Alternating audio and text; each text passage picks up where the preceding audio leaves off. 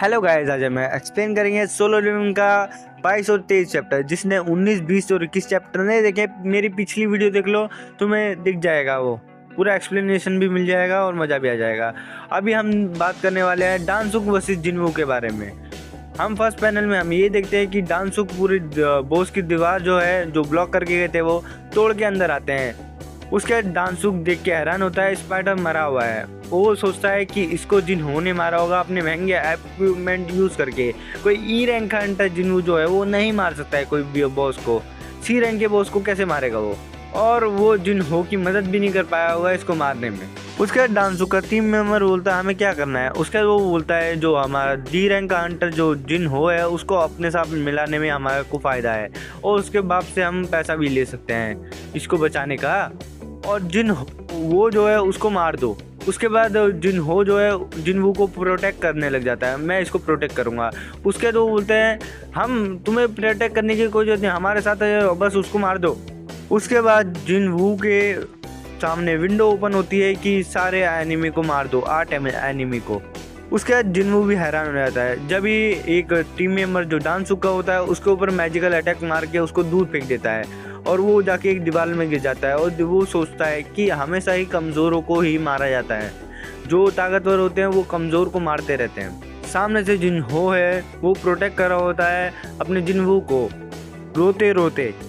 उसके बाद वो पूरी विंडो को सही से पढ़ता है कि उसमें मैं जब इन 8 लोगों को नहीं मारूंगा मतलब उसका दिल धड़कना बंद कर देगा और वो मर जाएगा। उसके बाद वो सोचता है कि इतनी बार मैं डेंजन में गया हूँ और मरते मरते बचा हूँ, अभी तो इन लोगों को पेलना ही पड़ेगा मेरे को।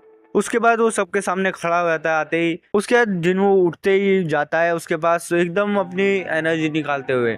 उसके बाद वो बोलता है अच्छा है कि सिस्टम मेरे को बोल रहा है और मेरे को इसका फ़ायदा भी मिलेगा। डांसुक के साथी डांसुक के कहते हैं ये तो बच गया। उसके बाद एक बंदा उसके पास जा रहा होता है, तो डांसुक का साथी भी कहता है कि जब मैंने इसको हिट किया था मैंने अपनी पूरी मैजिकल फोर्स से इसको हिट किया था, लगता है मेरा निशाना चूक गया। उसके बाद जिन्हू वो धीरे धीरे उनके पास बढ़ रहा होता है। उसके बाद जिन्हू कहता है तुम किसी और की ज़िंदगी लेना इतना पसंद है तुम्हें, अभी तुम भुगतो। उसके बाद डांसुक का साथी बोलता है ये कमीना क्या कह रहा है। जिन्हू कहता है तुम लोग हंटर हो तो तुम्हें शिकार होने के लिए तैयार रहना चाहिए, क्यों डेंजन में कभी भी कोई भी किसी का भी शिकार कर सकता है। डांसुक का एक साथी कहता है बॉस तो आप लोग रहने दो, मैं इसको जाके देखता हूँ। वो हंटर जाके जिन्हू के गर्दन पे हाथ रख देता है, और कंधे पे हाथ रखने के बाद वो बच्चा बोल के बोलता है शायद से तुम ये सिचुएशन समझ नहीं रहे हो। उसके बाद जो जिन्हू अपना खंजर निकाल के जो गले पे रखते उसके गला पूरा मुंडी अलग कर देता है ना, देख के ही मजा आ जाता है। उसके बाद जिन्हू की एक विंडो ओपन होती है, वो बोलती है तुमने 8 में से एक बंदे को मार दिया है, तुम्हारे 7 बंदे बचे हैं। उसके बाद डांसुक की पूरी टीम डर जाती है और बोलती है इसके पास ये डैगर किधर से आया, इसकी इतनी हिम्मत कैसे बढ़ गई, इसने एक हंटर को मार दिया। उसके बाद डांसुक घबरा के सोचता है मेरा दोस्त एक डी रैंक का हंटर था, कोई कितना भी कमज़ोर वो हो, ये एक ई रैंक का हंटर उसको एक ही बार में नहीं मार सकता। जिन्हू सोचता है मैंने एक इंसान को मार दिया, मैं इसका ब्लेम सिस्टम पर डालूं या खुद भी, लेकिन इससे ये नहीं बदलेगा कि मैंने एक इंसान को मारा है। लेकिन मैं इसको नहीं मारता तो ये मेरे को मार देता, तो मतलब ये मारो या मरो की सिचुएशन है। जैसे ये सिचुएशन आएगी जो स्ट्रॉन्ग होता है वही जो कमज़ोर होता है उसको मार देता है, मतलब मेरे को स्ट्रॉन्ग और ज़्यादा बनना पड़ेगा। डांसुक अपने सारे साथी को कहता है मुझे नहीं पता इसने ये कैसे किया, लेकिन बहुत सावधानी से जाना और अपनी मैजिकल पावर से वापस अटैक करो। उसका जो मैजिकल पावर वाला था वो एक मैजिकल वो मतलब फायर वॉल बनाता है और जिन्हू के ऊपर फेंकता है, लेकिन जिन्हू इतनी जल्दी आके उसके हाथ के बाजू में आके उसका हाथ ही काट डालता है। उसका जिन्हू इतना फास्ट होता है वो उसके पूरे बॉडी को छोटे छोटे कट में डिवाइड कर देता है, मतलब वो डॉच करके जो फायर वॉल को उसके बाद उसने पूरे छोटे छोटे कट करके उसकी पूरी बॉडी उड़ा दी।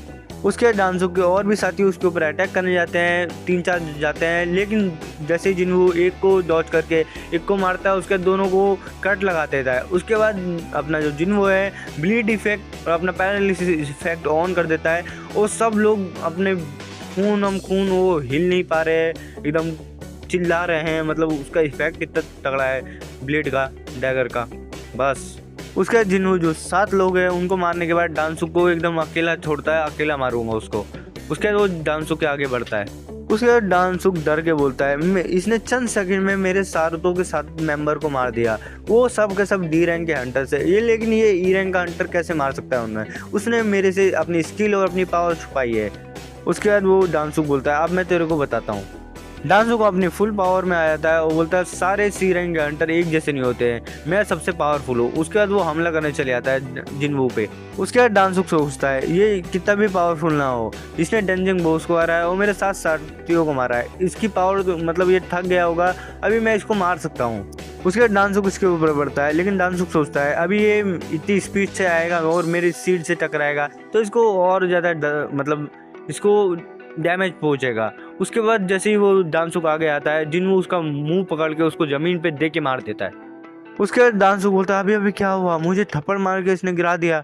ये उसके बाद उठ के बोलता है ये एक ई रैंक हंटर नहीं हो सकता, ये एक फॉल्स रैंकर है। और उसके बाद डांसुक रोने लग जाता है, वो बोलता है प्लीज़ मुझे मत मारो, मैं तुम्हें सारा पैसा दे दूंगा, सारा जितना भी मेरे पास है। उसके बाद वो भागने लग जाता है। उसके बाद जिनवू कहता है तुम्हें शर्म नहीं आती, तुम एक ऐसे इंसान से बोल रहे हो जिसको तुमने 3 बार मारने की कोशिश की है। उसके डांसुक कहता है तुम्हें क्या लगता है तुम मुझे मार के बच जाओगे। जिनवू बोलता है ये तो तुमने ही वो कहा था कि डैंडेज में जो भी कुछ होता है ये बाहर वालों को नहीं पता चलता। उसके डांसुक बोलता है तुम क्या पता है कि मेरा छोटा भाई कौन है। उसके गर्दन उड़ा देता है, उसकी पूरी गर्दन हवा में और उसका गला नीचे, धड़ नीचे। उसके जिनवू डांसुक को मारने के बाद देखता है कि उसके कपड़े तो पूरे ख़राब हो चुके हैं और वो ये भी बोलता है कि मेरे कपड़ों का साइज़ छोटा होता जा रहा है क्योंकि मेरे जो बॉडी का साइज़ है वो दिन ब दिन इंक्रीज़ हो रहा है। उसके बाद वो जिनहो को देखता है, जिनहो उधर जाके उल्टी कर रहा होता है वो देख के। उसके बाद वो जिनहो से बोलता है हमें जल्दी से निकलना पड़ेगा क्योंकि हमने बॉस को मार दिया है और हमें बहुत सारा टाइम भी हो चुका है, 1 घंटे में बंद हो जाता है डंजन। उसके बाद जिनहो को विंडो ओपन होती है कि तुमने कोई एक पूरी कर ली है और तुम्हें 3 रिवॉर्ड मिलते हैं, स्टेटस रिकवरी, ब्लड लॉस और एक और मिलता है। वो ब्लड लॉस की एबिलिटी दिखाई जाती है कि वो किसी को भी चूज़ करके उसको ब्लड लॉस की एबिलिटी से इफेक्ट कर सकता है, 1 से ज़्यादा बंदों को भी वो इफेक्ट कर सकता है, मतलब 1 से ज़्यादा मॉन्स्टर को भी। उसके बाद हमें एक डांसुक के छोटे भाई का वो दिखाया जाता है कि उसको सुबह उठता है, वो बोलता है अभी मेरे आंखों में आंसू क्या है, अभी क्या कोरिया में क्या टाइम चल रहा होगा। उसके बाद एक और सीन दिखाते हैं जो इन्वेस्टिगेशन ऑफिस का होता है। वो मैनेजर जो बैठा रहता है उसका असिस्टेंट आके बोलता है कि एक डंजन में 8 लोग मारे गए हैं और 2 लोग जो वापस आए हैं वो एक लो रैंक के हंटर है, डी रैंक और ई रैंक के हंटर। और उसमें एक खास बात यह है कि जो ई रैंक का बंदा है उसका नाम है जिनवू, जो अपने टेम्पल से बच के आया था, जो पिछली वाले डंजन से बचाया था उसको, वो वाला है। लेकिन वो जो मैनेजर होता है वो बोलता है तुम्हें इसके ऊपर कोई ध्यान देने की जरूरत नहीं है, ये एकदम वाहियात, एकदम लो रैंक का हंटर है, हमने माना किसी से उसकी नापी भी थी, उसका एक पॉइंट बस 10 था, पावर 10 था उसका, क्या ही कर लेगा वो नहीं हराया होगा तो वो डी रैंक का हंटर जो जिनहो है उसके पास महंगे इक्विपमेंट है, इसलिए उसने शायद से उस स्पाइडर को हराया होगा। लेकिन मेरे को ये समझ में नहीं आ रहा जो इतने सारे 8 लोग थे जो सी रैंक के हंटर्स थे, वो लोग उधर मर कैसे गए। थैंक यू फॉर वॉचिंग, अगला चैप्टर मैं जल्दी डाल दूंगा। Okay bye, sayonara.